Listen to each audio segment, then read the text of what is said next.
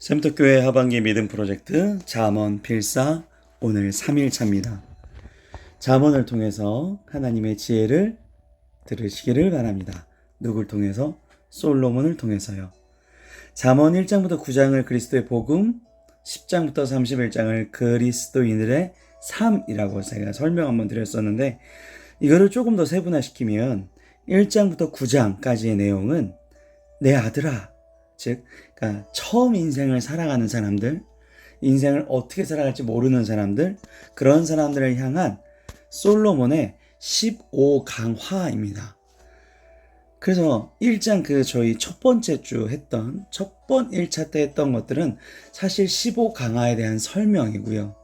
그리고 나서 그 이후에는 계속적으로 15강화에 대한 이야기를 통해서 하나님 안에서 정말로 지혜로운 삶을 살아갈 수 있는 사람들, 그러니까 현세적 종말론적 복을 모두 누리고 싶어하는 사람들에게 얘기해주고 싶은 솔로몬의 지혜의 정수가 담겨져 있습니다.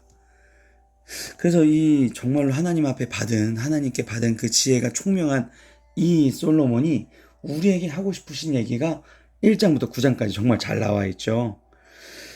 우리가 가끔 이제 헷갈리는 게 지식이랑 지혜입니다. 지식은 좀 약간 어려운 말로 나와 있는데 이제 이런 거죠. 어떤 사물이 있어요. 그리고 그 사물을 보면서 우리가 정보를 얻습니다. 그리고 그게 점점 쌓이죠. 그게 사실 지식이에요. 근데 지혜는 그 정보가 있다고 해서 모든 걸 다 이겨낼 수 있는 게 아닙니다. 그래서 지혜가 필요하죠. 인생과 우주 전반에 대한 통합적, 직관적 통찰.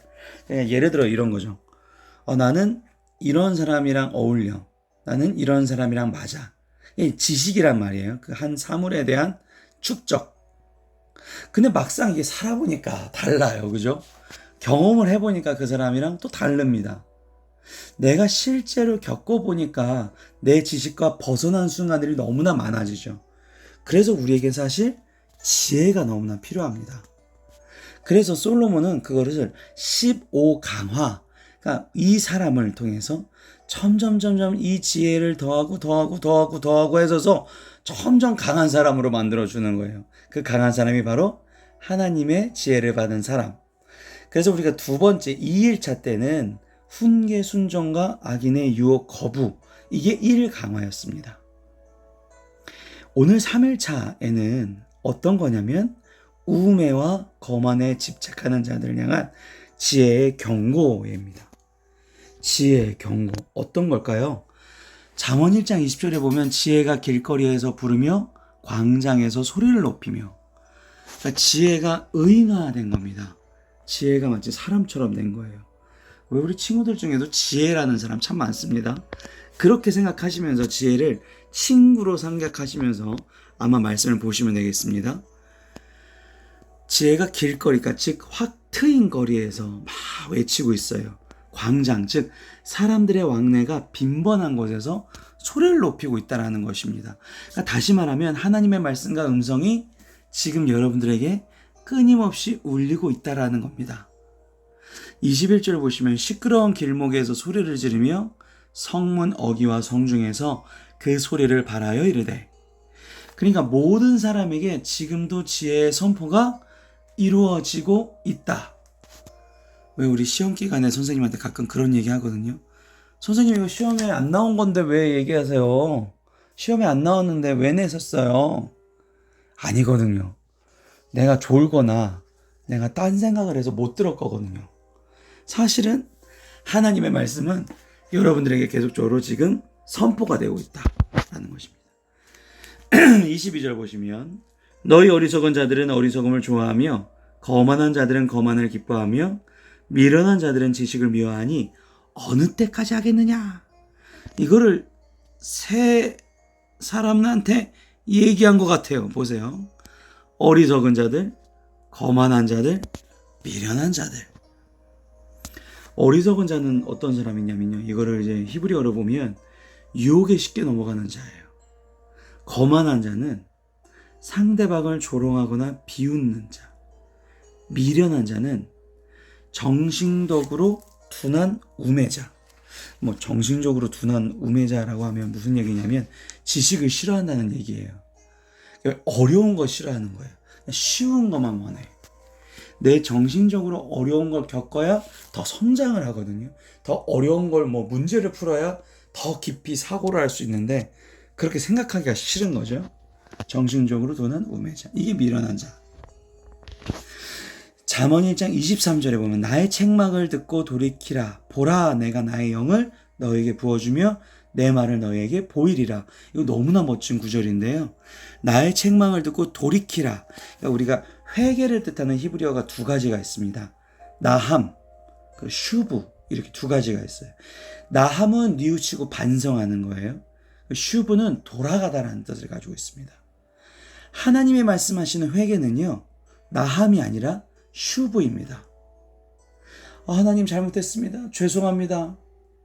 그리고 거기서 끝나면 안 돼요. 하나님 가까이 가야 되죠. 그러니까 회개는 돌이키는 행동이 있어야 진정한 회개인 걸 믿으시기 바랍니다. 그래서 여기 23절에도 나의 책망을 듣고 돌이키라 라고 솔로몬이 표현을 합니다. 돌이키라. 하나님의 그 원래대로의 모습, 원래대로의 자녀의 모습으로 돌아가라. 그 다음 23절 하반절에는 이 멋진 문구가 나옵니다. 내가 나의 영을 너에게 부어주며 내 말을 너에게 보이리라. 이 여기서 내가가 누굴까요? 내가. 솔로몬 아니죠. 내가 누굴까요? 하나님이십니다. 나의 영을 너에게, 이게 누구죠? 나의 영? 성령님이시죠. 그리고 너에게 부어주며 내 말 예수님이십니다. 복음이신 거예요. 그러니까 지금 성부, 성자, 성령이 23절 하반절에 보이고 있습니다. 내가 불렀으나 너에게 듣기 싫어하였고 내가 손을 폈으나 돌아보는 자가 없었고 도리어 나의 모든 교훈을 멸시하며 나의 책망을 받지 아니하였은즉. 분명히 지혜가 여기저기서 네 개를 들어 크게 광장에서 큰 길가에서 정말 좋은 길목에서 외쳤는데 무시당한 거죠. 그러니까 사실 우리가 마지막 날에 심판날에 할 말이 없는 이유가 여기 있는 거예요. 분명히 지혜가 왔었단 말이죠. 그런데 내가 어떻게 했어요? 내가 거부해버린 겁니다. 26절에는 그래서 너희가 재앙만 할 때에 내가 웃을 것이며 너에게 두려움이 임할 때에 내가 비웃으리라. 그러니까 내가 여기서 말하는 재앙은 감당할 수 없는 두려움이에요. 완전한 파멸을 주는 재앙. 이 재앙이 왔을 때 여기서 내가가 지혜죠. 지혜가 비웃게 된다. 너에게 두려움이 광풍같이 임하겠고 너의 재앙이 폭풍같이 이르겠고 너에게 근심과 슬픔이 임하리니. 오늘 태풍이 온다 그러죠. 오늘 저녁에 광풍이 임한다 그래요. 큰일 났어요. 이 광풍이란 뜻을 나온 성경 구절이 또 여기도 있습니다. 이사야 5장 28절에 보면 회오리 바람이라는 나오고 호세아 8장 7절에 보면 광풍이 한 번 더 이렇게 나와요. 이게 그냥 오늘 큰 바람이 온다니까 제가 한번 그냥 찾아본 겁니다. 너희의 두려움이 광풍같이 임한대요. 광풍같이. 그리고 너희에게 그 광풍이 온 다음에는 근심과 슬픔, 이게 고뇌, 고통, 공궁함이란 뜻과 비슷한 문구더라고요. 이런 것이 임한다라는 것이죠. 그러니까 이런 것들이 임할 때에 우리 스스로 우리를 구원할 수 없습니다. 그러니까 우리가 오늘 아마 태풍이 오는데 우리가 과학이 이렇게 발전을 했는데도 그 태풍을 막을 수가 없어요. 자연을 이길 수가 없습니다. 과학으로요. 아니, 건축물이 아무리 멋있게 졌어도요. 이거를 하루, 이틀, 3일, 100일, 1년 보면 질려요. 건축물도. 그런데 우리가 바다 보고 질립니까? 산 보고 질려요. 자연을 이길 수가 없습니다. 과학은요. 한 나뭇잎, 살아 움직이는 사계절 동안 색깔이 바뀌는 나뭇잎, 우리 과학으로도 이거 하나도 아직도 못 만들어요. 그러니까 우리가 이런 광풍이 올 때는 우리가 이거를 이겨낼 수가 없다고요.